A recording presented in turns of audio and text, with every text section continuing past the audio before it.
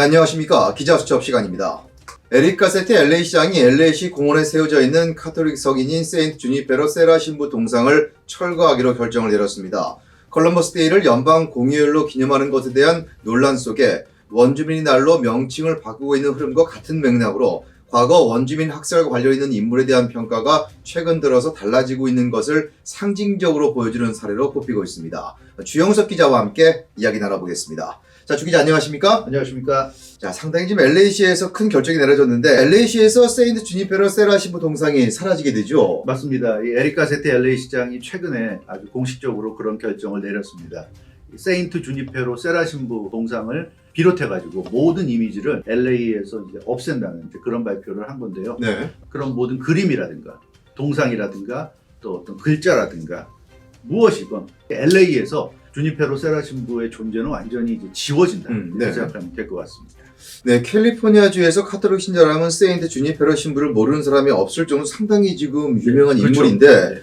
자, 이처럼 세인트 주니페로 세라 신부에 관련된 모든 것을 철거하는 이유가 뭡니까? 역시 그 과거의 역사와 좀 관계가 있는데요. 네. 이 세인트 주니페로 세라 신부는 1713년에 태어나서 이제 1784년 사망한 18세기 인물입니다. 스페인이 서양 국가들 중에서 처음으로 미국 서부 캘리포니아를 발견을 해서 스페인 입장에서 볼 때 이제 탐험을 했죠. 네네. 그 탐사대의 일원이었습니다. 그래서 스페인이 바하 캘리포니아를 시작으로 해서 샌디에고부터 북가주 샌프란시스코까지 총 21번에 걸쳐서 탐사를 해서 네. 서양의 이제 캘리포니아의 존재를 알렸는데요. 세라 신부가 첫 9번의 스페인 캘리포니아 탐사에 참여하면서 캘리포니아 역사에 이름을 올린 겁니다. 그래서 기독교에서 굉장히 중요해요. 왜냐하면 세인트 주니페로 세라 신부가 캘리포니아에 처음으로 기독교를 전파한, 복음을 전파한 그런 인물로 여겨지기 때문에 그래서 동상도 세워지고 심지어 학교 이름을 이 주니페로 세라 신부를 따서 지어지고 할 정도로 굉장히 그 오랫동안 캘리포니아에서는 중요한 인물, 존경하는 인물로 추정받아 왔는데 이제는 그 역사적인 재평가가 내려지면서 최근 분위기에 따라서 이 스페인의 캘리포니아 탐사가 탐사보다는 학살이었다. 뭐 이런 분위기가 형성되면서 이 세라 신부마저도 역시 재평가의 대상이 되고 있는 그런 상황입니다. 네, 그런 점에서 본다면 결국 컬럼버스 데이가 원주민 날로 바뀌는 것과 같은 맥락이라고 볼 수가 있겠네요. 맞습니다. 거의 똑같은 맥락입니다. 크리스토퍼 콜럼버스는 뭐 우리가 어렸을 때 위대한 탐험가로 공부하지 않았습니까? 그렇죠. 아주 좋은 사람, 네. 성인처럼 이렇게 배워왔는데 그런 평가가 사실은 지난 수백 년간 계속된 평가였는데요. 최근 들어서 유럽의 힘이 약해지고 아시아, 아메리카 파워가 커지면서 역사의 재평가가 이루어지고 있습니다. 그래서 콜럼버스뿐만 아니라 소위 그 중세시대, 대항해 시대의 탐험가들이 네. 탐험이라기보다는 실제로 아시아나 아프리카나 아메리카에 있었던 원주민들의 입장에서 볼 때는 그건 학살이었다. 이제 이런 식의 역사적인 재평가, 재해석이 내려지면서 이 주니페로 세라 신부 활동도 그런 학살에 동조한 행위였다. 역사적인 재해석이 이루어지고 있는 그런 상황에서 이 에릭 가세티 시장의 결정이 내려진 것으로 보시면 될 것 같습니다. 자, 그런데 컬럼버스랑 달리 주니페로 세라 신부에 대한 재평가는 지금 현재 상당히 불편한 상황이 되고 있는 거죠. 그렇죠. 왜냐하면 이제 기독교를 믿는 분들이 많기 때문에 그런데요. 네. 교황 예. 요한 바오로 2세가 1988년 9월 25일 주니페로 세라 신부를 시복했습니다. 그래서 이미 1988년부터 중요한 인물로 카톨릭에서 선정을 해가지고 이 주니페로 세라 신부를 성인에 준하는 그런 아주 중요한 인물로 기념하고 있었고요. 프란치스코 교황이 2015년에 교황이 되고 나서 처음으로 네. 미국을 방문했을 때 주니페로 세라 신부를 성인의 반열에 올렸습니다. 예. 그러니까 아무래도 캘리포니아를 처음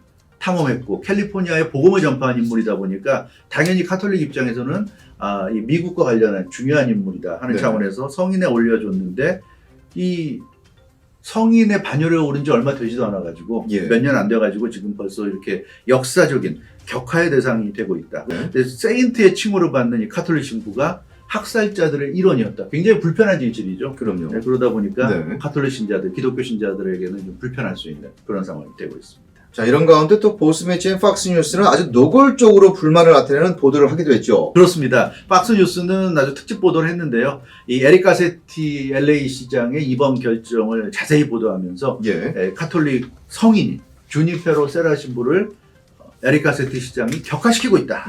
이렇게 언급했습니다. 근데 그러면서 그러니까 에릭 가세티 시장의 조치에 대해서 비판도 하지만 특히 이 LA 지역의 카톨릭계를 향해서도 강하게 비판을 쏟아냈어요. 예. 어떻게 카톨릭이 가만히 있을 수 있느냐? LA는 물론이고 캘리포니아 전체적으로도 이 카톨릭이 이렇게 이 주니페로 세라 신부의 그 위상이 격화되는 것을 두고만 보는 것은 있을 수 없는 일이다. 예. 굉장히 강하게 그 비판했습니다. 실제로 아직까지 카톨릭 쪽에서 공식적으로 에릭 가세티 시장 결정에 대해서 반발하는 그런 어떤 성명이라든가 목소리는 지금 나오지 않고 있는 그런 상황입니다. 네. 그러다 보니까 박스 뉴스가 이렇게 먼저 이렇게 좀 선동하는 이런 보도 내용을 했는데요. 박스가 아무래도 보수 매체 아닙니까? 그렇죠. 보수적인 성향의 매체다 보니까 최근에 이런 역사적인 재해석을 불쾌하게 생각하는 보수 측의 좀 분위기를 대변하고 있다. 이렇게도 보여집니다.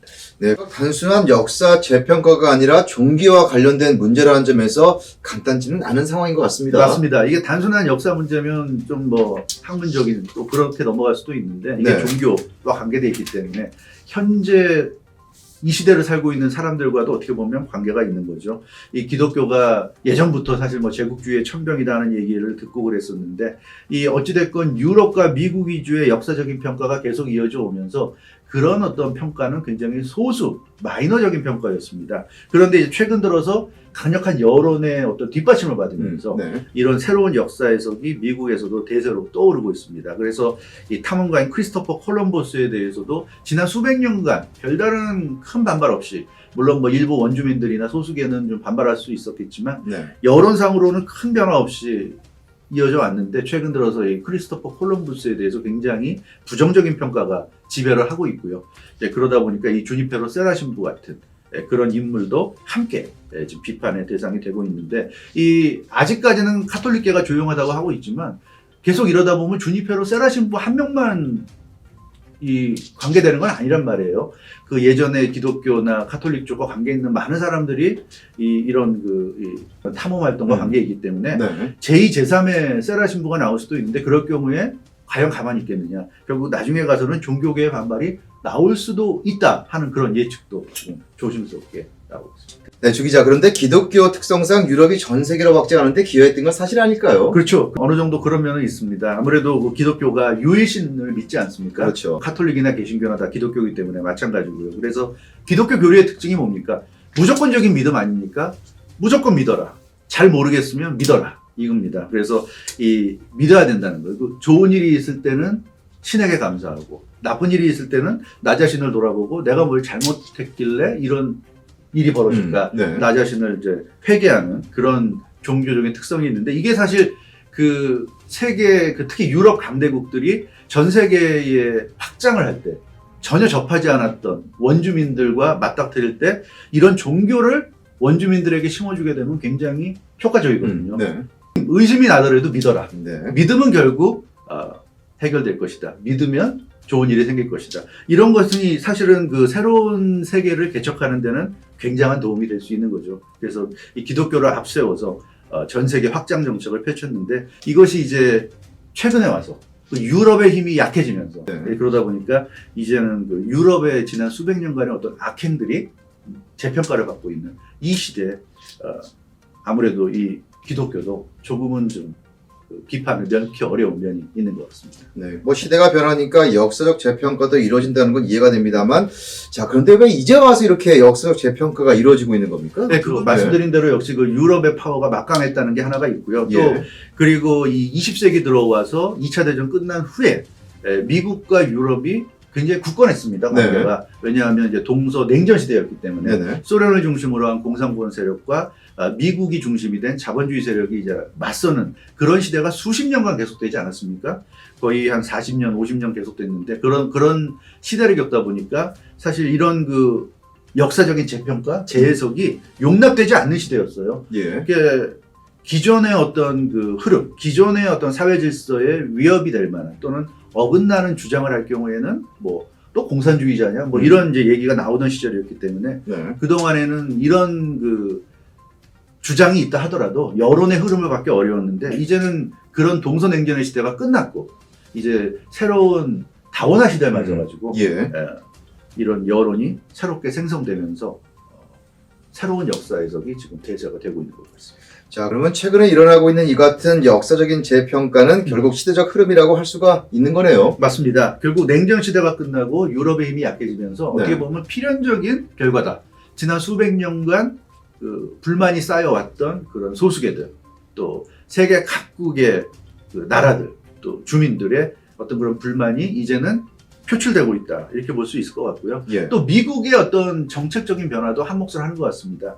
그 오랫동안 유럽이 미국의 최우방이었기 때문에 유럽의 입장을 존중해 줬는데 최근 들어서는 중국이 미국의 가장 큰 적으로 떠오르면서 네. 중국을 견제하기 위해서 동북아시아, 인도, 호주 같은 국가들이 굉장히 중요해졌단 말이에요. 유럽의 시각은 반대로 예전보다는 많이 약해지고 있는 네. 그런 상황이죠. 그런 그 시대적인 변화가 이렇게 그 역사적인 평가도 다르게 하고 있는 것 같습니다. 그래서 이 원주민들의 어떤 목소리가 점점 높아지고 있고 네. 인종차별에 대해서도 목소리를 높이고 있고 인구 구성 면에서도 백인들 숫자가 점점 줄어들고 있습니다. 네. 그 유색인종 숫자가 늘어나고 있어요. 이렇게 세상이 달라지고 또 미국 내 분위기가 달라지면서 이런 역사적인 재평가가 가능해지는 이런 분위기가 되고 있다는 점이죠. 그래서 좀 요즘 분위기가 생소하거나 좀 불만이 있을 수도 있는데요. 시대적인 상황이 이렇다는 것, 네. 또 지나가는 바람 같은 거라는 것도 생각을 하시고 너무 불쾌하게 생각할 필요는 없지 않나 또 그렇게 생각을 해봅니다.